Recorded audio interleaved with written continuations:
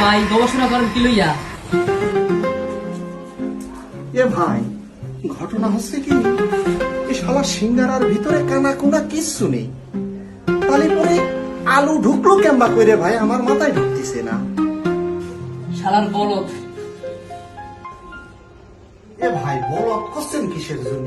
এই শালার কানা কোনা নাই, আলু কেমবা করে ঢুকলো আমার তো মাথায় ঢুকতেছে না। আমার বুঝই দিলে আমি বুঝতে পারতেছি ভাই, ব্যাককল বলত করছেন কিসের জন্য ভাই? আর বলদ, আগে আলু দেয় তারপর সিঙ্গারা মান। ও শালা এম্বা করে তাহলে আলু ঢুকে, শালা ছোট জিনিসটা আমার মাথায় যে কিসের জন্য ঢুকতেছে না এটা ভাই বুঝতে পারতেছি। আমি আসলেই বলো